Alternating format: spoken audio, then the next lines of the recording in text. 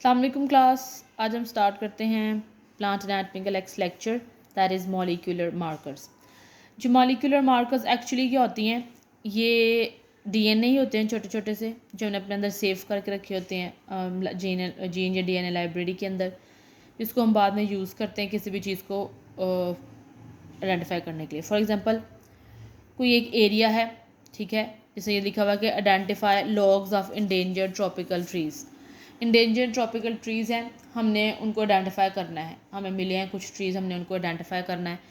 तो हर ट्री का पहले से हमारे पास जो है ना, हमने उसका जेनेटिक मटेरियल सेव करके रखा होता है।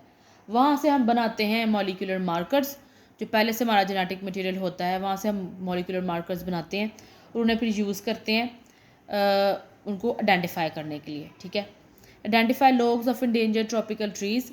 माइक्रो सैटेलाइट मार्कर्स, ये माइक्रो सैटेलाइट मार्कर्स होती हैं जिन्हें हम यूज़ करते हैं जेनेटिकली फिंगरप्रिंटिंग के लिए। फिंगरप्रिंटिंग एक्चुअली क्या होती है? फिंगरप्रिंट हम उस चीज़ को बोलते हैं जो चीज़ हम यूज़ करते हैं एक चीज़ को दूसरी चीज़ से डिफरेंट करने के लिए, क्योंकि आपको पता है कि सबके फिंगरप्रिंट क्या होते हैं? डिफरेंट। जेनेटिकल फिंगरप्रिंटिंग का मतलब होता है genetical identification. The root stock and the harvesting logs. Root stock को, जो रूट स्टॉक होते हैं मतलब अभी तने ज़मीन के अंदर होते हैं लेकिन ऊपर से प्लांट गिर चुके होते हैं। हार्वेस्टेड लॉग, जो लॉग्स को हमने हार्वेस्ट किया होता है, उन सबको आइडेंटिफाई करने के लिए हम क्या करते हैं? मॉलिक्यूलर मार्कर्स को यूज़ करते हैं। मॉलिक्यूलर मार्कर्स मैंने आपको क्या कहा है? These are DNA sequence. ये क्या होते हैं? डीएनए सीक्वेंस होते हैं that is readily detected and whose inheritance can be easily monitored. उनको हम इजीली मॉनिटर कर सकते हैं, ठीक है, और वो डिटेक्ट करने में भी हमें हेल्प आउट करते हैं। यहाँ हमारे पास कुछ मार्कर्स हैं जो हम स्टडी करेंगे। कुछ नॉन पीसीआर बेस होते हैं, कुछ पीसीआर बेस होते हैं। ओके जी, नॉन पीसीआर बेस में क्या आ जाता है? RFLP। ये सारी चीज़ें आपने एमसीक्यूज़ में याद करनी है। RFLP stand for restriction fragment length polymorphism. Non PCR base में एक आता है, उसे हम क्या बोलते हैं? Restriction fragment length polymorphism. PCR based में आ जाता है RAPD। RAPD stand for random amplification of polymorphic DNA. AFLP आ जाएगा amplified fragment length polymorphism.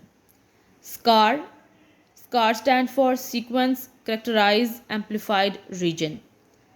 STS, this is sequence tagged sites.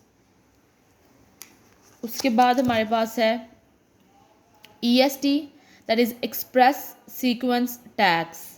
SNPs, that is single nucleotide polymorphism. SSR, simple sequence repeats. CAPS stand for cleaved amplified polymorphic sequence. So आप लोगों को ये सारे नाम आने चाहिए, ठीक है, जो हमने पढ़े हैं, दैट इज़ RFLP और ये RAPD, AFLP, SCAR, STC, और ये क्या इनकी एब्रीवेशंस हैं? Random amplification of polymorphic DNA. AFLP क्या है? Amplified fragment length polymorphism. SCAR क्या है? Sequence characterized amplified region. ये सारी चीज़ें आपको, ये जो 8-10 नाम हैं, क्या 1 2 3 4 5 6 7 8 9 है, ये सारे आपको आने चाहिए। इसके अलावा हमने एक और पढ़ा है पीछे, that is this is micro satellite marker 10। ये 10 नाम आपको याद होने चाहिए और इनकी एब्रीवेशंस आपको याद होनी चाहिए। नेक्स्ट हम इसका प्रोसेस पढ़ते हैं। इन सब का ना एक कॉमन प्रोसेस है। ये देखें, कोई रैंडम एम्पलीफिकेशन हो रही है डीएनए की, कोई फ्रेगमेंट लेंथ एम्पलीफिकेशन हो रही है, कोई सीक्वेंट करैक्टरिस्टिक एम्पलीफिकेशन हो रही है। हर जगह एम्पलीफिकेशन ही हो रही है। एम्पलीफिकेशन होता है डीएनए को एम्पलीफाई करना। जैसे हम कहते नहीं, ये वूफर्स हैं, वूफर्स है, ये एम्पलीफायर क्या करते हैं? वूफर्स की साउंड को इन्हांस करते हैं, क्लियर करके दिखाते हैं। इस तरह डीएनए को क्लियर करके देखने को हम क्या बोलते हैं? एम्पलीफिकेशन बोलते हैं। सबका प्रोसेस सेम है, इसके अंदर बस थोड़े थोड़े से डिफरेंस है। कुछ के अंदर हम रैंडम एम्पलीफिकेशन कर लेते हैं, कुछ के अंदर हम फ्रैगमेंट्स की एम्पलीफिकेशन करते हैं, कुछ के अंदर हम सीक्वेंस करैक्टर सीक्वेंस की करते हैं, कुछ के अंदर टैग्ड सीक्वेंस की करते हैं। लेकिन प्रोसेस इनका मेन जो प्रिंसिपल है वो बिल्कुल क्या है? सिंपल है, वो हम स्टडी कर लेते हैं। सबसे पहले क्या होता है कि हम डीएनए को क्या करते हैं?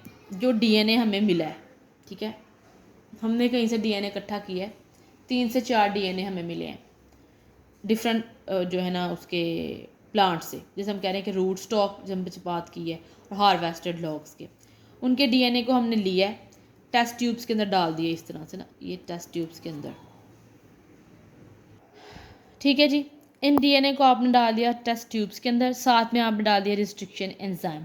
रिस्ट्रिक्शन एंजाइम कुछ ऐसे एंजाइम्स होते हैं जो डीएनए को स्पेसिफिक सीक्वेंसेस के ऊपर कट करते हैं, ठीक है।